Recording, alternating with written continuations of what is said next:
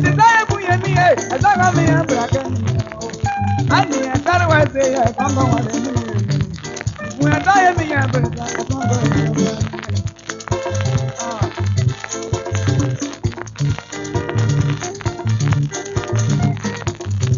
If you really love me, buy me just. Let me go your house, you be as you like. If you really love me, buy me lazy.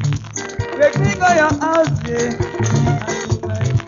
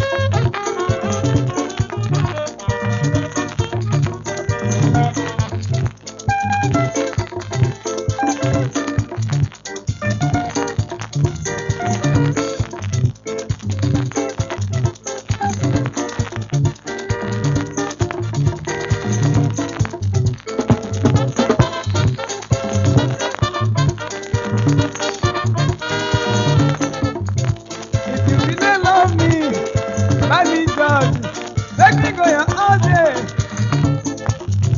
If you really love me, buy me lazy. Let me go your house, yo. Be as you like.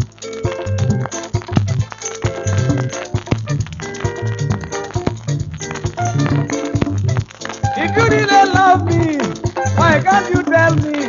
Why can't you inform me? The best part in your business, okay? If you really love me, let me go your way. Let me make I manage you to get my daily bread. Ah.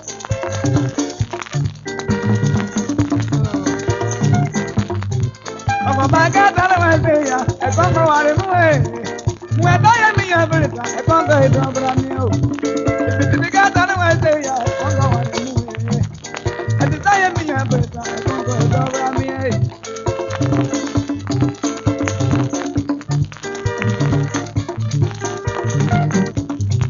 Ẹ̀dá yẹn fún yẹn mi yẹn o, ẹ̀mí yẹn bẹ̀rẹ̀ mi náà o. Ẹ̀dá yẹn fún yẹn mi yẹn, ẹ̀dá kan mi yẹn bẹ̀rẹ̀ mi náà o. Ani ẹ̀dára wá ṣe yẹ ẹ̀kọ́ńgọ́ wá sí wé. Mo ẹ̀dá yẹ mi yẹn bẹ̀rẹ̀ ta ẹ̀kọ́ńgọ́ wá sí wé.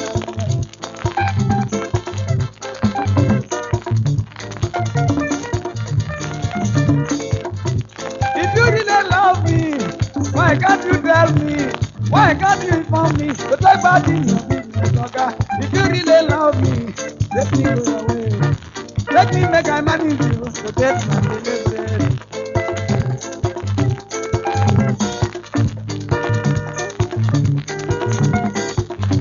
If you really love me, buy me just. Let me go your house, yeah. Do me as you like. If you really love me, buy me lace. Take me go your house, yo. Do me as you like.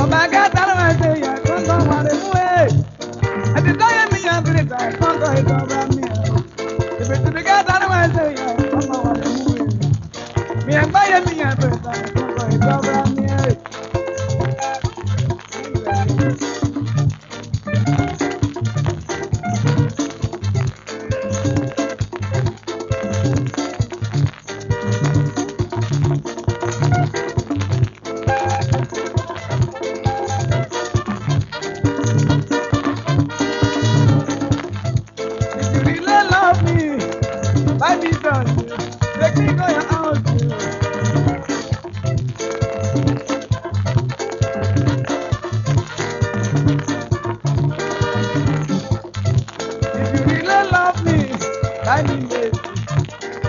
go your house.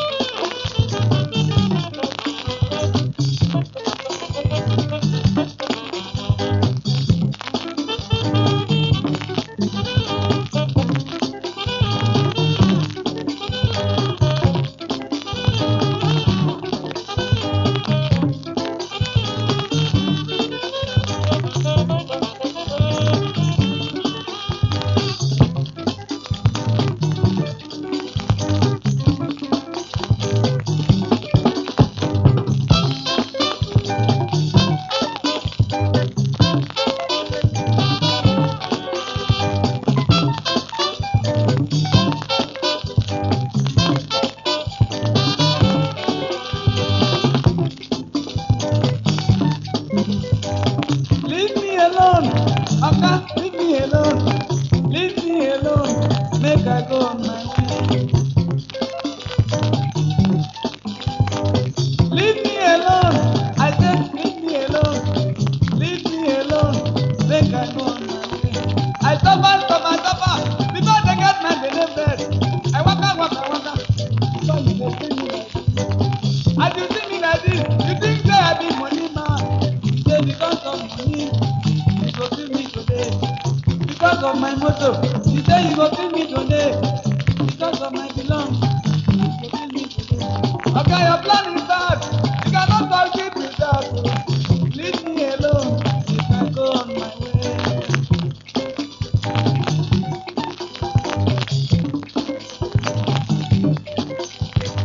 Leave me alone, let I go on my way.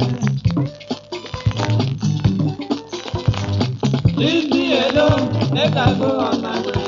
I suffer, before they get my deliverance. Okay, leave me alone, let I go on my way. I waka, before you dey see me like this. Leave me alone, let I go on my way.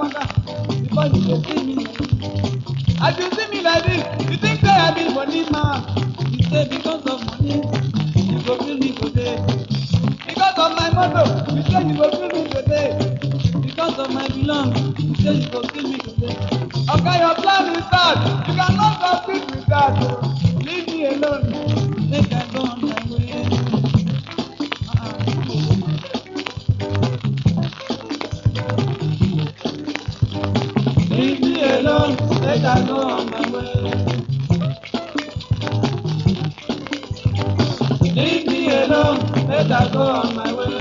I suffer, because I got my deliverance. Leave me alone. Let I go on my way.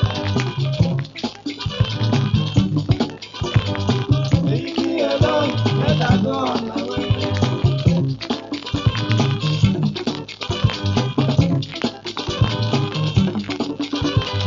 Leave me alone. Oga, leave me alone. Leave me alone. Let I go on my way. Leave me alone. I said leave me alone. Leave me alone. Let I go on my way. I suffer. Because I got my deliverance. I waka. Because you dey see me like this. As you see me like this, you think I have big money, man. You say because of money, you go kill me today. Because of my clothes, you say you go kill me today. Because of my motor, you say you go kill me today. Okay, your plan is bad. You cannot succeed with that. So leave me alone. Make I go on my way.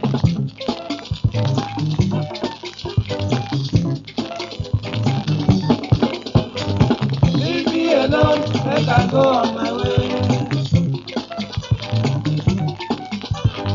Leave me alone. Make I go on my way. Leave me alone. Make I go on my way. I suffer. Because I got my deliverance. Leave me alone. Make I go on my way. I waka. Before you dey see me like this. Leave me alone. Make I go on my way. I don't leave me alone. Don't care for you. Leave me alone. Make I go on my way. I waka. Before you dey see me like this. Leave me alone. Make I go on my way. I suffer. Before you dey see me like this. Leave me alone. Make I go on my way. Leave me alone. Make I go on my way. Leave me alone. Make I go on my way. I beg you, leave me alone now. You don't too much, brother. Leave me alone. Make I go on my way.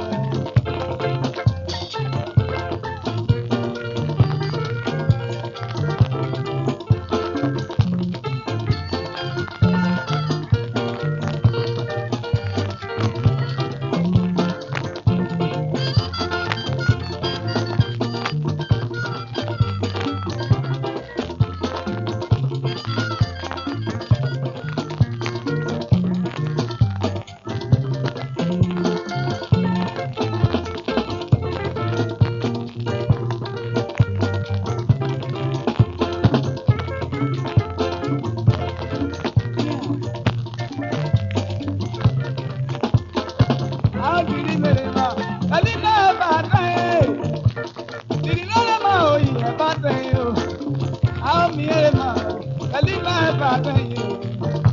The brother, bad you. After Matthew, Belina bad you. After Matthew, Belina bad you. I'm here, Belina bad you.